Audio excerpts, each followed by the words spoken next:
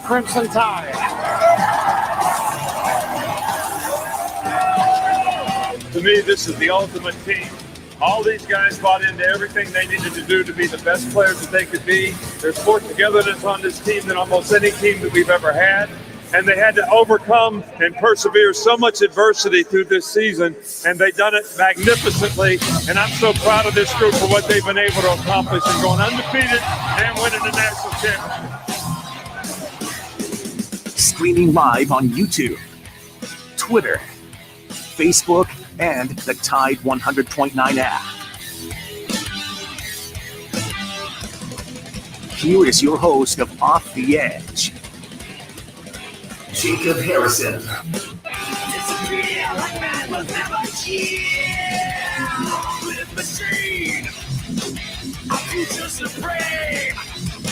Your man overthrown.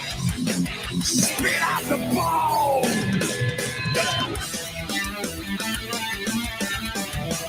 Hello there. Good morning. Welcome in to Off the Edge, Tide 100.9. It's a great day to talk some Alabama football. We'll do that for the next 57 minutes here on your home for Alabama Crimson Tide Sports. Jacob Harrison here with you. Michael Bronner producing the show. Palmer McCall in the house. Joe Gaither still back there. We got Jade as well. We got a lot of excitement going on here. Mac Jones, your boy, played pretty well. Lost, though. The Patriots, they lost. And we'll talk with our guy, AJ Spurr, about that matchup at 11:15. But first, what I really want to get into is the message that we heard from Nick Saban yesterday, and more importantly, what it means for this team going forward.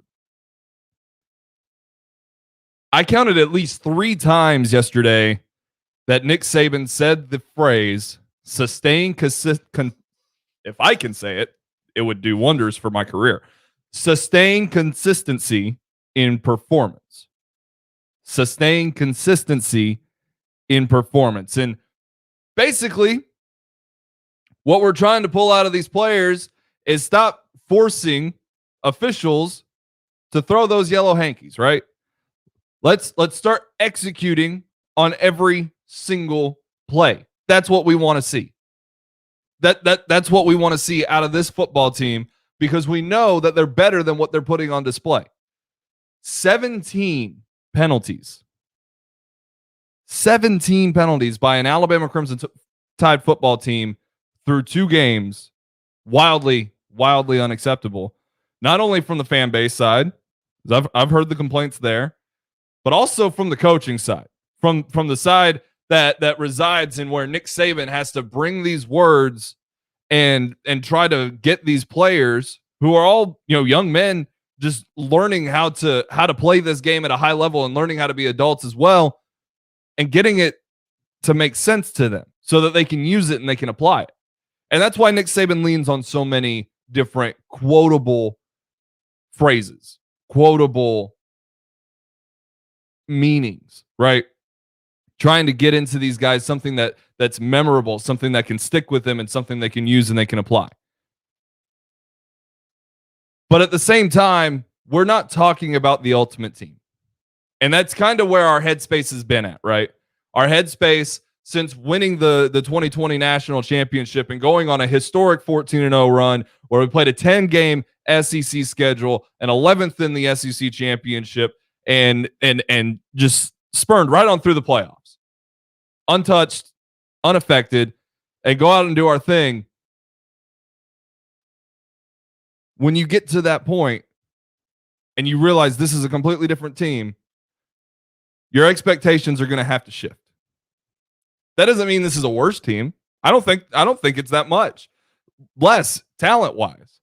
But from the standpoint of understanding where Alabama is coming from on the leadership side, on the execution side, on the discipline side, when you look at the Alabama Crimson Tide offense and you realize all 8 of those starters that left and now are in the NFL, and what you returned were not rah-rah kind of guys. John Mechie, great speaker. Bryce Young, great speaker. Chris Owens, great speaker.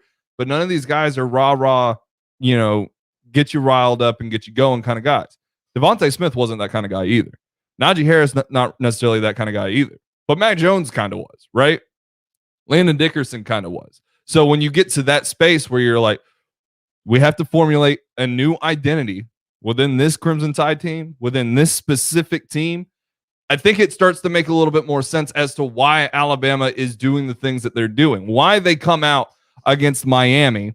They respected Miami, but why they come out against Miami and play about as close to perfect as you can play for one half of football. In the second half, Miami makes their adjustments. It kind of goes the way that it does, but Alabama still looks dominant. And Alabama looked more dominant than any team across the country. Then you shift to week 2. And in week 2, it's not an excuse, but it is factual. A lot of teams struggled in week 2. A lot of elite teams didn't look elite. I was running over some scores this morning. Michael Bronner, how many yards do you think DJ Uiagalelei threw for in Clemson's 49-3 win over South Carolina State? You just want my best guess? Just your best guess. 250. 150. 150. So we're still not seeing that out of the elite performers, or at least the guys that we thought we were going to be elite. But with Alabama statistically and on the scoreboard, they're performing at that level.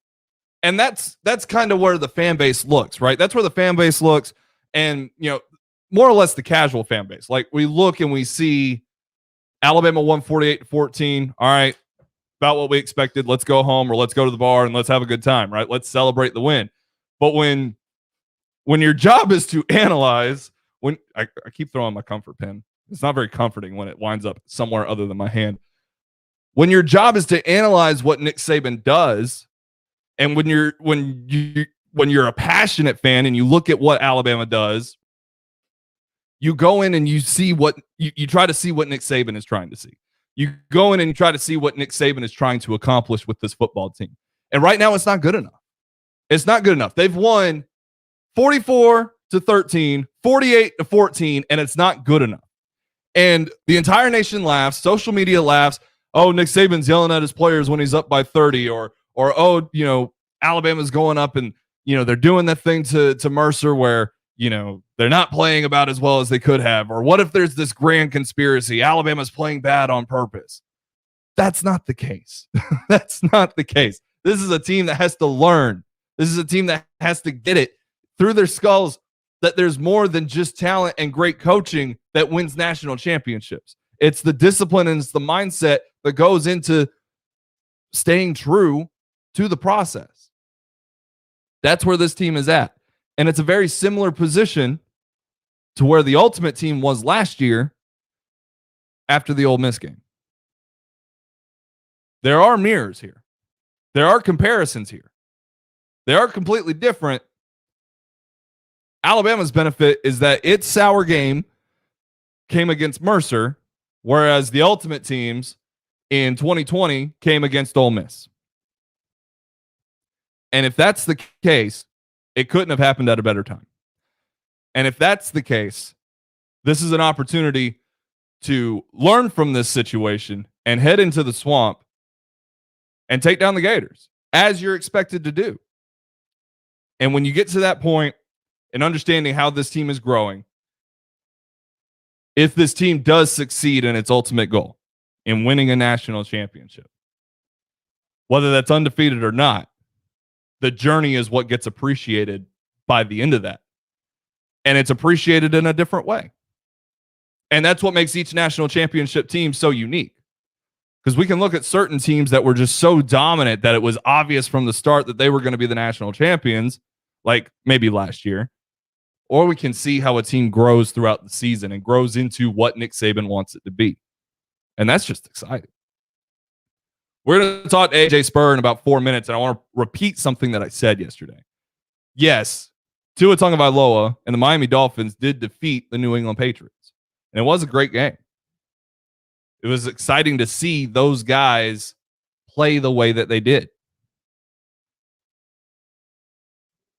But there were so many people that doubted that Mac Jones could even be slightly successful in the NFL. And we saw a handful of times where he got a lot of pressure on him and didn't always handle it the best. Other times he handled it excellently, just as he showed at Alabama. Shocker. The perception was because he can't make things happen when the play breaks down, or that because he doesn't have the velocity on his throws, that he cannot possibly be successful in the NFL. A lot of people thought that. A lot of big-brained NFL scouting experts thought that. And while, yes, it's exciting to see a guy that can rifle a ball 20 yards down the field on a rope in tight coverage and make it happen, that's awesome, right? That's super exciting. There's also no substitute for being able to throw a catchable pass down the field. There's no substitute for anticipation and accuracy down the field. There's no substitute for knowing when to apply touch to a pass and when to rifle it in. And there's a lot of guys, I watched Josh Allen all day on Sunday, who can't consistently put the touch on the ball when they need to. You're looking at me funny like Josh Allen is some mastermind at this, Michael Bronner. I watched him a handful of times throw the ball as hard as he could, 7 yards to a screen guy, and it was completely wildly inaccurate, and therefore it was 2nd and 10. This happens too often. You know who that doesn't happen to? Your guy, Mac Jones. That's all I'm saying. There's a benefit to everything. Last night, Lamar Jackson played out of his mind when he was running the football. Lamar Jackson played out of his mind when he was throwing the ball deep down the field. Outside of that, he had one of his worst games as a pro. Derek Carr he's got a noodle arm. Derek Carr doesn't have a strong arm at all. When did he play well? When he threw the ball underneath and when he was throwing to guys who were wide open down the field. Or when he's throwing to Darren Waller, because it's literally his only target. That's where we're at. Mac Jones is Mac Jones. And Josh Allen is Josh Allen. All of these guys can get it done with their own skill sets. Tom Brady is a 7-time Super Bowl champion. He does not have a noodle arm. I understand that. But the accuracy and anticipation is why he was so successful. Drew Brees, same thing. Accuracy and anticipation. That is the ultimate trait for a quarterback. And that's why Mac Jones is going to be good. We'll continue to break it down next with AJ Spurr here on Off the Edge. Tide 100.9, your home for Alabama sports. So sticky. At Hannah's Organic Honey, business may be sweet, but they need an e-commerce queen bee to lead the hive. Okay, these jars are going to Jakarta. Oh, wait a minute. Does that say Jackson? Indeed can help them hire great people fast. I need Indeed. Indeed you do. Schedule virtual interviews and talk to candidates right from your employer dashboard. Visit Indeed.com/credit and get $75 towards your first sponsored job. Terms and conditions apply. Church's has a deal made for you or all y'all. Choose your favorite tenders or classic style chicken and spicy or original with sides and biscuits for everyone. So swing by for Church's Feed 6 starting at $20 deals. Church's, bringing that down home flavor. Offer valid at participating locations. You're ready to get out and get moving. And whether it's surfing, playing tennis, or hiking every path you can find, you're going to need some essential new gear. Essentials that are even more rewarding with the Bank of America customized cash rewards credit card. You can choose to earn 3% cash back on online shopping, which could increase to 5.25% as a preferred rewards member. Visit bankofamerica.com/more rewarding and apply now. The essentials have never felt more rewarding. Copyright 2021 Bank of America Corporation. With the help of Cheerios Oat Crunch Almond, I get everyone's morning started with a smile. It has a delicious and hearty combination of the Cheerios you love, whole grain oats, and sliced almonds for an extra crunchy crunch. That's how I set the rhythm for a great day. Look for Cheerios Oat Crunch Almond in your local grocery store. Tide 100.9 Tuscaloosa weather. Cloudy at times with a few passing showers and thunderstorms likely through tonight. Today's high 82, tonight's low 66. For tomorrow. tomorrow and Thursday. Cloudy both days with occasional rain and a few thunderstorms. Highs between 76 and 79. I'm James Spann on the ABC 3340 Weather Center on Tide 100.9. It's 77 degrees in Tuscaloosa. We aren't going anywhere. Off the Edge is available in the podcast center on Tide100.9.com.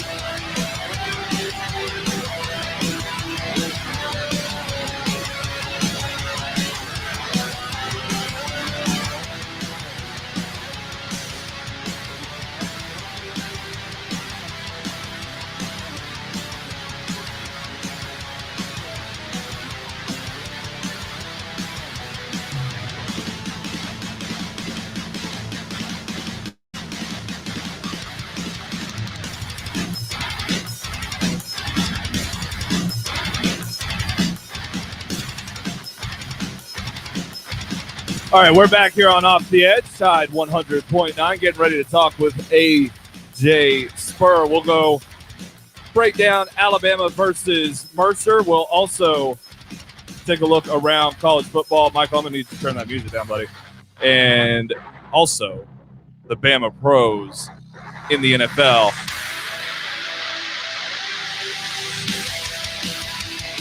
Go. Music. Thank you, sir. Thank you, sir. I'm sorry. Let's head out to the hotline. Let's welcome on AJ Spurr. AJ, how you doing, buddy? Hello. Hey, what's going on, man? Hey, I think I lost you.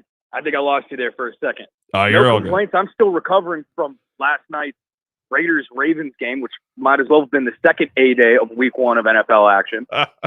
Just based on how many Alabama players filled the field. The fact that Alabama can have 2 games in one weekend like that is utterly insane. And we'll of course we'll get to the Bama pros here in just a bit. But I do want to start off by kind of looking at what happened with Alabama and their performance against Mercer. Of course, they win 48-14, and that's not the whole story, though. Anybody that watched the game, especially from a Crimson Tide perspective, knows that the performance wasn't good enough, and Nick Saban repeated it several times in his press conference yesterday. Trying to find consistency in performance is the goal this week headed into the Florida game. What did you make out of that effort against the Mercer Bears this past weekend? Well, the thing I learned the most is probably that Alabama fans can't contain themselves if they're not blowing an FCS team out of the water in the first 5 minutes of the game. I mean, you would have thought this was the Citadel back in 2018 all over again. I think that, the offensive line needs some stability. I think consistency is key, like you mentioned and like Saban mentioned. One thing that was solidified in my mind, the defense is elite. We knew that heading into the season. We saw that against Miami. And, for the first quarter, really, the defense was the only positive thing. I guess special teams too, but the defense was really the star of the show for the first quarter. Obviously, the offensive line kind of picked it up there toward the end in the second half. Bryce Young still looked amazing. We got to see a little bit more from Jalen Milroe and what he can do and what he has to offer in terms of passing and being a runner out of the backfield. So overall, I feel like there were a few lessons learned from this game, but I think, that the team learned more from a chewing out from Saban at halftime than the fans and media learned about this team overall. I'm not one to ask, are you concerned questions, but AJ, 17 penalties in 2 weeks is not a good thing. It's not something that we're used to seeing with Alabama, with Nick Saban coached football teams here at Alabama. Do you chop it up to the inexperience or just the start of a new season, maybe playing in front of fans? And how do we correct this for Alabama moving forward? I think it's a whole lot of rat poison, if I'm being 100% honest. I mean, this is a team that's young, like you mentioned. This is a team that's fresh off of a national championship win. This is a team that's seeing other top teams all across the country fall, in the first 2 weeks. I think, Nick Saban said it heading into this Mercer game during his press conference. Complacency is going to absolutely kill this team. And I think we saw that there in the first half of this Mercer game. I'm not concerned. I don't think that there's any reason to be concerned about this team. I think they learned their lesson within these first 2 weeks, especially in that first half. I tweeted about it. I would not have wanted to be in that locker room at halftime. But overall, I think that this was a learning experience. I think heading into Gainesville for this week 3 matchup against the Gators, Dan Mullen's a good coach. This is a team that lost a decent amount of talent. I think Alabama needs to be on their toes. I think that they were made aware of the mistakes they made in this week 2 game against Mercer. And, you just learn and grow from it. And I think the rest of the season will see the repercussions of their mistakes that they made, because it's all about learning and growing from it. And that's what Saban's really all about as a coach. Well, you have to turn it around pretty quickly. You've got to travel down to Gainesville and play inside the swamp, take on the Florida Gators. Not so long ago, we were analyzing this game as the SEC championship, and we were talking about Kyle Trask and Kadarius Toney, and of course Kyle Pitts, and everything that team brought, and the Alabama offense matching up against Florida's offense. And now it seems to be Alabama's defense matching up with Florida's offense instead, as those are the two strengths of both of these teams. But when it comes down to it, Florida's still got a bit of a question mark at quarterback. They're running with a 2-quarterback system here. Anthony Richards is the guy that impresses me the most, but Emory Jones isn't bad by any stretch of the imagination. How do you think that pans out for Dan Mullen's squad, having to kind of rely on 2 guys in the most important sport, in the most important spot in sports? It's a difficult question, especially when you go up against Nick Saban and the Crimson Tide. I mean, let's ask, over at UGA, Kirby Smart, how he feels about the quarterback position when playing the Crimson Tide. He's both at times in recent years been beat by backup quarterbacks. His own quarterbacks have performed poorly against Alabama, and even he's had to make some decisions over the last few years over who's going to be the starting quarterback for the Bulldogs. Dan Mullen in this situation, I don't think is all too different. I think you have 2 very different quarterbacks, 2 very talented quarterbacks, given their respective skill sets. I don't know if Dan Mullen's going to enter this game with a surefire QB1, or if he's going to try to do what he's done these first 2 weeks and try to mix it up. Emory Jones on the ground, very, very solid. Richardson through the air. I mean, this past weekend, it was a spectacle. I really enjoyed watching that. I think Florida has a decent quarterback in Richardson, but can he do it all? If you can kind of combine these 2, you would have Jalen Hurts essentially. But, it's a question of who does Dan Mullen think is going to give them the best opportunity to win? And if there's not a clear number 1 answer, does he head into this game thinking, okay, I'm going to have to strategically play both of these guys, which I don't think is a terrible strategy to use when going up against the top team in the nation by a long shot. When you look at Florida's offense, is there enough there? I mean, of course, Alabama is dealing with injuries on the defensive side. Will Anderson's day-to-day. Chris Allen's gone for the season. And the cornerback spots have been a little bit banged up, but we do expect, Josh Jobe, Jalen Armour-Davis to come back. Do you still think there's enough there with Jacob Copeland and the way that offensive line is built with Florida to really stand up and challenge what Alabama brings defensively? It's interesting. Jacob Copeland is a star. I think he's going to do really big things this season. I'm excited to see what he can do at the next level in the NFL. You lose Kyle Pitts. You lose Kadarius Toney. You lose Trask. We're sitting here talking about which quarterback out of the two that they have on roster right now is going to be their starter. The only thing I really see going for him is that offensive line. And with Will Anderson, being a likely start for Alabama in this game, I don't see how this defensive line can't at least put a little bit of pressure on the quarterback here. Because if Alabama gets pressured on whether it be Jones or Richardson, I think it's game over for Florida. I don't think that it's going to be a very close one. I think the line actually is currently set at over 15, maybe 16.5. So I think Vegas agrees with me here that it's not going to be a particularly close game. But with Richardson, and I agree. I mean, I understand the spread being what it is. It's still Alabama. Like if they bring their B+ effort, it's probably still enough to beat 99% of the teams in college football. But with Richardson, I mean, I know it was South Florida, but he really showed a lot in that game, both as a passer and as a runner. Pulled up lame on the long touchdown with his hamstring, but still, I mean, a guy that brings so much to the table as far as being able to move the ball and being dynamic like that. We expected Derek King to have maybe that type of impact, but it didn't really pan out for him. But this is a guy that they trust enough to go out there and wear number 15 as a quarterback at Florida. He's the first guy to wear 15 since Tim Tebow. I mean, that's got to count for something, right, AJ? No, I think Derek King wasn't, what everybody thought he was going to be in that Alabama game.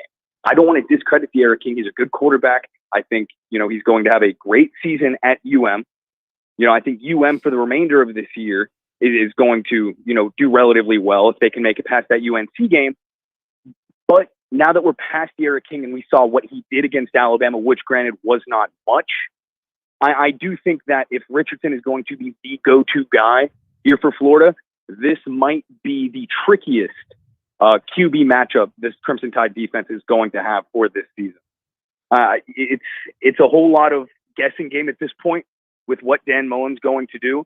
And if there's one person I'm going to trust with a defense in an uncertain matchup coming up, it's got to be Nick Saban. And I think a lot of people have to put respect on Pete Golding's name too while I'm here.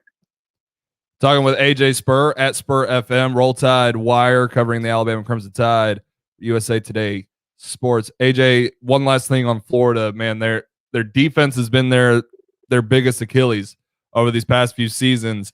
They returned most of their starters, and again, like our real test with them has been South Florida, and it's not exactly an elite program, but regardless, I mean. That team still kind of moved the field a little bit at times. Even if Florida was able to keep the score pretty relative to what it should have been, does that defense any more so than last year kind of give you a little bit of grief with Alabama returning with Alabama not returning quite as much experience, even though Bryce Young's been playing well, those around him have been rather inconsistent? I'm going to go ahead and say not at all. All right. Seeing how USF was able to move the ball, they weren't really able to reach the end zone, but USF was able to move the ball. Speaking about experience, this Alabama team week 1 against Miami, I keep bringing back to this Miami game because I feel like it's so applicable here. Yeah. That was their first ever game, this offense. They had no opportunity to really gel together in an in-game scenario. It was their first time. I think Bryce Young and the wide receivers, albeit inconsistent, they did a good enough job. And I think with this Mercer game under their belt, heading into week 3, they're starting to get the feel for it. But that Miami defense, they returned just about their entire secondary. That was a team that a lot of people thought, wow, this secondary is going to give this inexperienced Bryce Young some trouble. Here we are 2 weeks later with that game in the rearview mirror, and Miami's one spot away from being unranked. So I have really, if I want to put a SAT word in there, I have zero qualms about Alabama being able to perform at a high level against this quote unquote experienced Gators defense. AJ Spurr bringing the rat poison this morning. Let's go around the college football, the world of college football. Plenty of surprises, plenty to take away from the elite blue blood programs. But most of all was Oregon heading into the horseshoe and taking down Ohio State without 2 of their 3 best defenders. Noah Sewell was everywhere, though. I mean, that guy's a monster as a sophomore. at linebacker, a true old school linebacker at that with some speed. But I'm not like CJ Stroud didn't play badly in the game. But at the same time, I feel like he was a pretty big reason they didn't win the game. He doesn't seem to be living up to the expectations that have been laid before him as an Ohio State Buckeye quarterback. And now Oregon and the Pac-12 seem to be in a real position to make some noise. So much for that alliance, but I think Oregon, what they did here, this was more than just a win to put them in position to make the college football playoff. And I think it's more than just a simple loss for Ohio State that might make it a little bit harder for them to make the college football playoff. What we have here could be a complete shift in, power structure. Maybe this year, maybe next year, years to come. Who knows? But Oregon cementing themselves as the number one program in Pac-12 football is huge. And Ohio State taking a loss to that Pac-12 program is even bigger. Ohio State dropping in the rankings and Oregon rising that high in the rankings. If Oregon can ride out this season without a loss, they're in the college football playoff. Ohio State has a lot of ground to make up. And I think Pac-12 overall is going to start getting a lot more respect. I think it's going to be more likely to see more of these teams in the AP top 25. And when the CFP rankings do come out, the CFP 25, don't be shocked to see a decent amount of them in there as well. I'm really excited to see what the Pac-12 does. I mean, we're seeing an entire shift in how the structure of Power 5 college football works right now. So, this win just kind of put a big stamp on, it's officially happening. It's not just realignment. It's a total power shift. That's music to my ears. That sounds incredibly exciting. Let's get some new faces, some new colors into the college football playoff. And if it's Oregon, I'm here for it. And if it's not Ohio State, I'm even more here for it. Looking down south, the Midwest, Texas goes into Razorback country, goes into Fayetteville, and Sam Pittman's boys put a beating on him. it was not pretty. It was not, but at the same time, to me, this doesn't change my excitement for Texas coming into the program, into the SEC conference. It just makes me want to throw horns down even more, but also kind of it breeds a natural rivalry. And when Texas and Oklahoma were coming in, we're like, oh, the big rivalries with Alabama and with Auburn and Georgia. No, Texas's first SEC rivalry, it's going to be with Arkansas. Isn't that amazing? Well, let me tell you this. It's always exciting to see two mid-tier SEC programs face off like that. It's always a great time. But overall with Texas, remember, once they do officially join the SEC, Sark or whoever at that point, let me put an asterisk there, whoever's coaching the Longhorns is going to have SEC recruiting with them. These are Big 12 recruits, which is not to say that they're nobodies or that they're not talented players. I mean, these are probably the best the Big 12 has to offer. But one of the biggest reasons why Texas wants to join the SEC, along with the money associated with it, is they get to recruit at an SEC level. They get to say, listen, we play these top tier programs week in and week out, come join us. So that's one of the things I'm most excited to see when Texas joins, or Texas and Oklahoma joins the SEC. Now, about this game in particular, it was ugly. It was a beatdown. And I think Arkansas wanted to give them a big welcome into the conference. Sark did not do a great job. I saw a lot of people talking on Twitter. It was pictures of Sark with his head down, almost like a surrender cobra, saying, so this is what it's like to not have Saban backing me up, Mac Jones throwing the ball with Waddle and, everyone else out there from Alabama. But of course, Sark's had experiences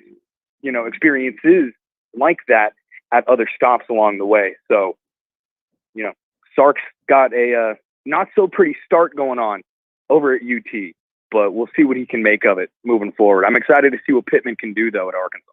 Do you think Arkansas is in a position similar to Ole Miss to kind of take advantage of LSU not being great? Auburn hasn't done anything yet, so we don't know really what their story is with Brian Harsin just yet. But with Texas A&M losing their quarterback for the season, do you think Arkansas is maybe in a position to be a little bit surprising in the SEC West along with Ole Miss? Let me ask you, Jacob, by that question, are you really asking me who's going to come in second place in the SEC West? Is it a battle for number 2 right now? I'm more so asking if Arkansas can challenge Ole Miss to be second place, because I feel pretty justified in my preseason predictions now that everything's fallen the way it has in just the first 2 weeks for Ole Miss. Well, with the way everything's gone these first 2 weeks, I think you're right. I do think it is Ole Miss versus Arkansas for the 2 spot in the SEC West, which is something I never thought I would say. Let's just put that out there. I thought it was going to be Alabama, Auburn, A&M, LSU fighting it out for number 1 even, and to think that 3 out of those 4 teams couldn't even vie for a second place spot 2 weeks into the 2021 season, that's insane to say. I agree with you 100% on Brian Harsin and Auburn. Don't know what they're about. It's almost like their season hasn't even started yet. They're 2-0, but what do they have to show for it? So I do think it's Ole Miss v. Arkansas as of right now for that 2 spot. If I had to pick between those 2, Lane Train with Matt Corral, that's a dangerous combination. So I'll take the Rebels over the Pigs. Nice. I agree with that pretty wholeheartedly. And again, with Auburn, man, I don't know that we're going to learn too much about them when they go to Happy Valley, because the old Nittany Lions, they're not very good. USC fires Clay Helton yesterday. Does that move the needle at all? USC is probably going to be bad now for the entire year. Now they've got to go back on the coaching search. There's not a lot of elite names that are looking to move unless you got a candidate in mind. How does this affect the Pac-12? Is they're feeling like you said earlier, there may be that power shift. USC might not be on the train to go with the Pac-12 in terms of creating that power for themselves. Let me just get this straight, Jacob. You said now that they lost their coach, now they're bad? Maybe they were already going to be bad.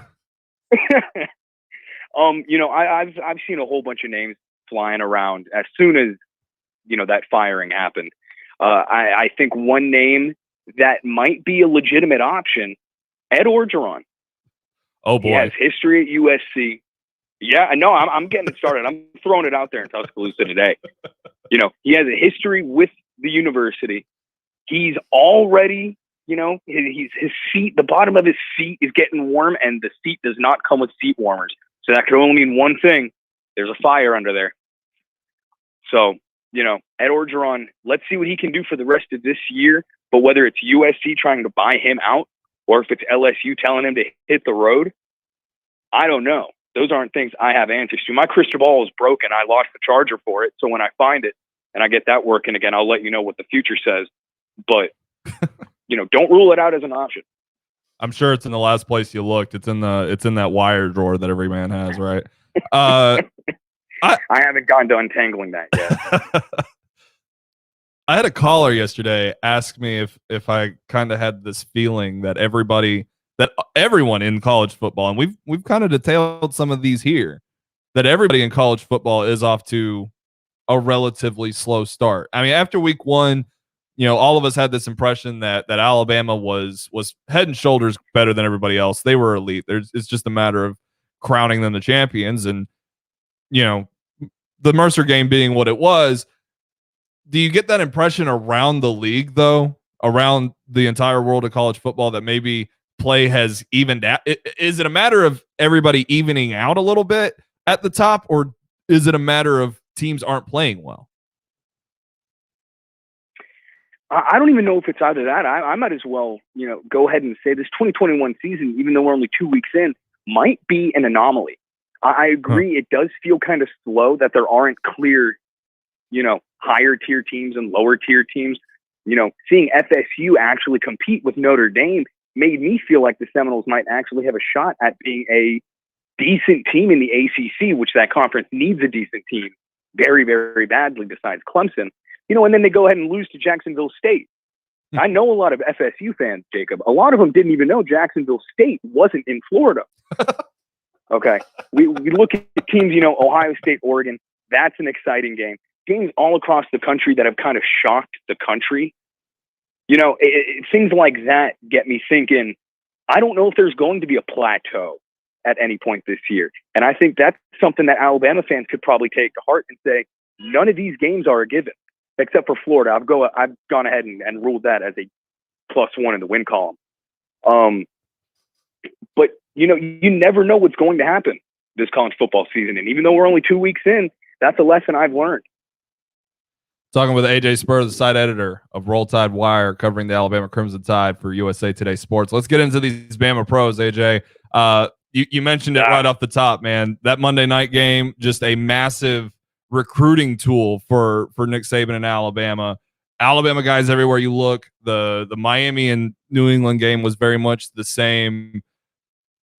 Nick Saban kind of bragged about it early last week about not even having the time to be able to personally message these guys and wish them luck. It's kind of just a standard deal.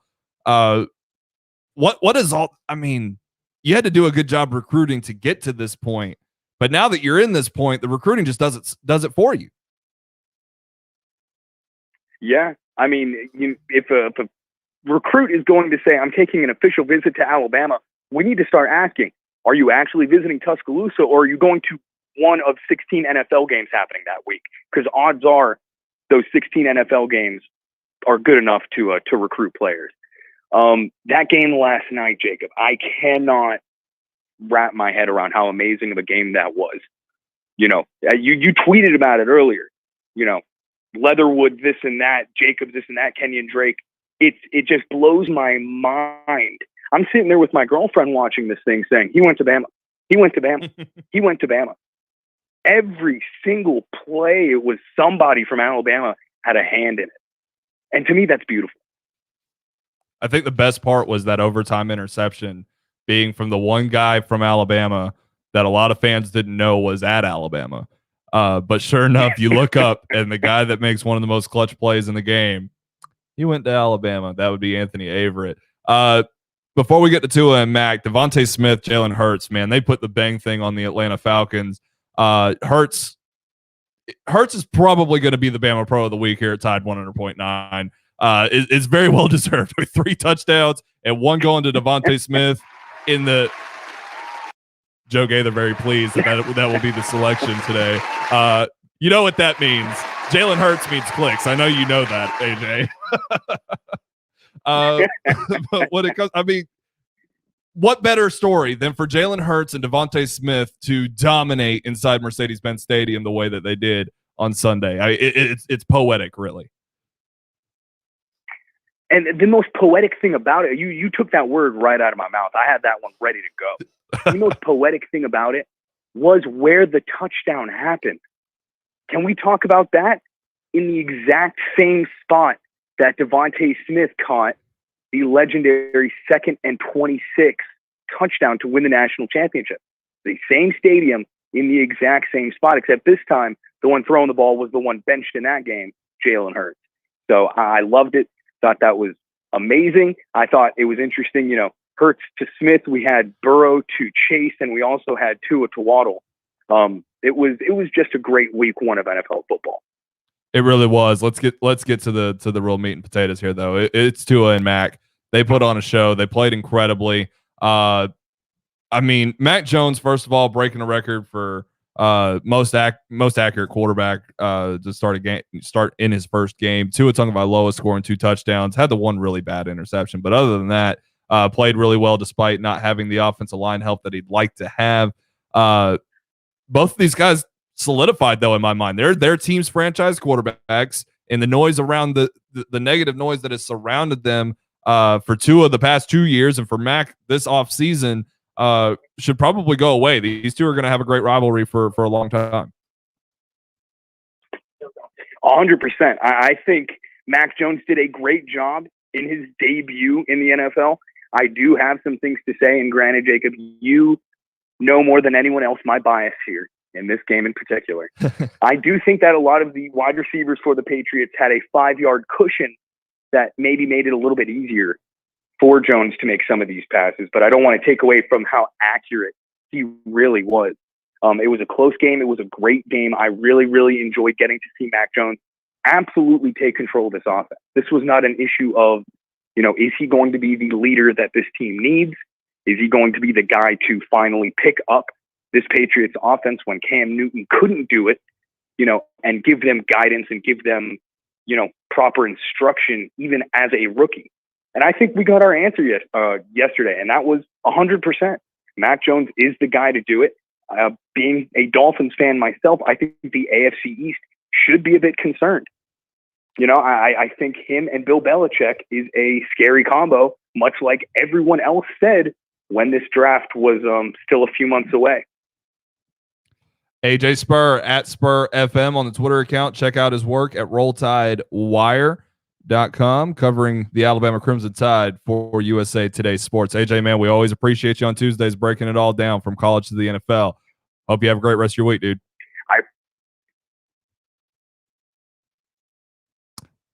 AJ Spurr at Spurr FM. Go check him out and all his work at Roll Tide Wire. We'll take a break, come back here on Off the Edge, Tide 100.9, your home for Alabama sports. Warning, this product contains nicotine. Nicotine is an addictive chemical. Views Alto is the vape as unique as the back roads you ride.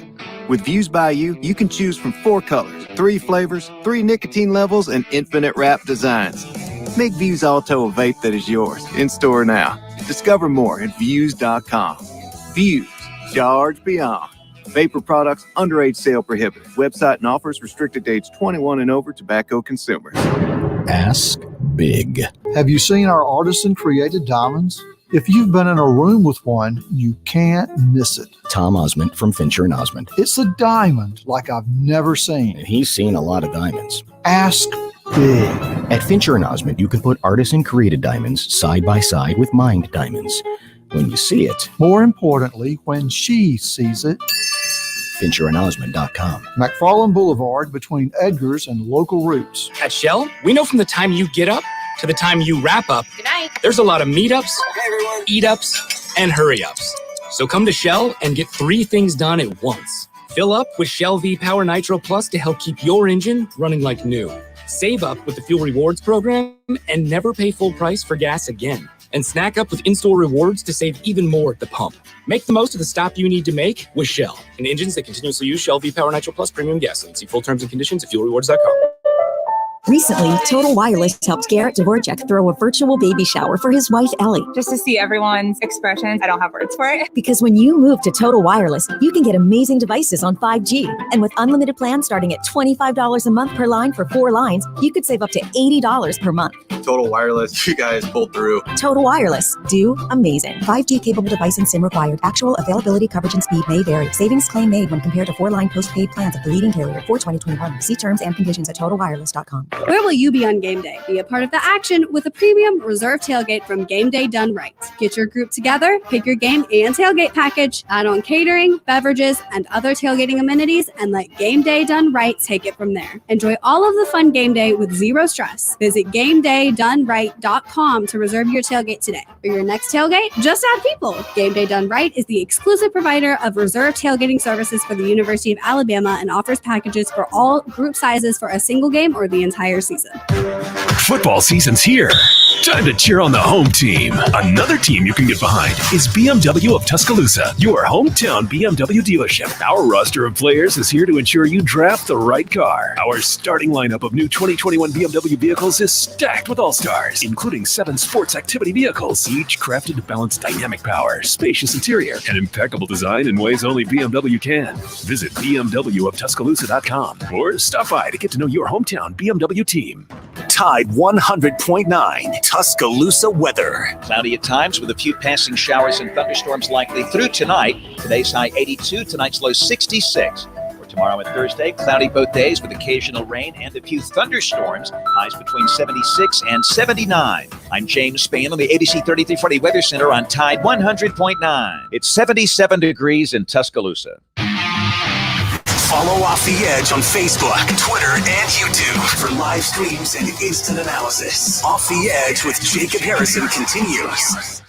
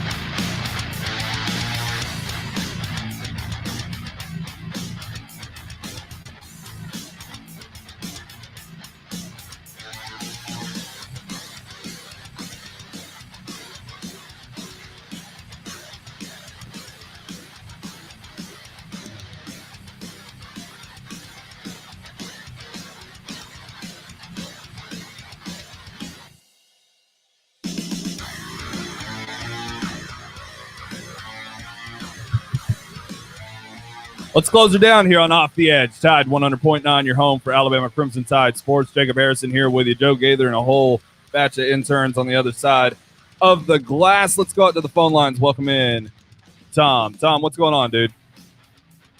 Jacob, what's up? Not much, man. Enjoying a Tuesday. Yeah, good show. Appreciate it. AJ. Now, I respect AJ, and he's got a lot of good takes, and he's very knowledgeable. Mm-hmm. But I'm going to take issue with something. I watched the Tua Mac Bowl Sunday from every play, and he came on there and said, "Oh well, the Miami defensive back was given a 5-yard cushion to every receiver." He did preface it by noting his bias. I agree. I know he's a Dolphin fan. I'm not knocking him for that. Right. But he's talking about the strategy. And I thought, well, the reason they played that is they didn't want to get beat over the top. Right. And he was acting like that everybody was setting things up it was going to make it easier for Mac to throw, underneath there. But, hey, if it's not there, he's not going to throw underneath. But I tell you what, run side by side with those receivers from New England and watch Mac burn you on those long passes if they'll catch it. And I'll say this on the other side too: the Dolphin receivers played better this past Sunday than I've seen them play all last year. Not as many drops, and they were aggressive going after the ball when Tua threw it, which helps the quarterback when they do that. But it's almost a brand new receiving core. Well, it Tua. needed to be. Yeah, I mean when you got Jalen Waddle and all those guys last year. Yeah, and I get so chapped when they would be criticizing Tua, but they would say a word about those receivers and how many drops they had. Yeah. It's always I do. It always falls back on the quarterback, and it's usually unfair when it does. But with Mac, I mean, his receivers aren't great either, but yet he's still putting up the numbers. He made them good, right? He's making them look good. He has a much better offensive line, but the Dolphins still employ a really, really good defense, and it shouldn't be knocked at all. And I let AJ get away with it because he's a Dolphins fan, and he noted his bias. But for anybody else, it shouldn't be knocked that Mac Jones did what he did last Sunday, because 74% completion percentage is great. But if you're not going to defend underneath, Mac Jones is going to nickel and dime you. That's his game. His game, he's always said it, is to take what the defense gives you. And if you're not going to cover the flats, if you're not going to cover the hooks, he's going to burn you that way. And he'll be glad to do it because he's not worried about his numbers. He's worried about going down the field and scoring touchdowns and putting points on the board and being efficient for his offense. And that's what he does so well. And that's what he did on Sunday. I agree. And but I would say, Jacob, my observation, and both quarterbacks, I thought both quarterbacks played really good. Tua played his game, and I wasn't surprised by anything that he did because, he just played the Tua package, and it's good. It's very good. And a lot of RPOs. But Mac, when he needs to, he can rip that ball. He can more than people like to give him credit for. Yeah, and that's what I was getting to. Yeah. He don't have a strong arm. Then you look up, and he rips one in between two defenders in the end zone. He's got the goods, man. That's going to be a fun rivalry for Alabama fans for a long time. That was as good an NFL game as you'd want to see. Absolutely. Tom, we appreciate it, man. We're out of time. Bye, man. Absolutely. Tom helping us out. And that's all we got for today. The Jay Parker Show is coming up next. Ryan Fowler will take you from 2 to 6, as well as from 6 to 7, I should say, with Alabama Tradition tonight. Download that Tide 100.9 app. Check out Alabama Vintage at Alabama VTG. Take something home. Boost your fandom as well. For Michael Braun, for Palmer McCall, for Jade, for Joe Gaither, I'm Jacob Harrison. This has been Off the Edge on Tide 100.9, your home for Alabama Crimson Tide Sports.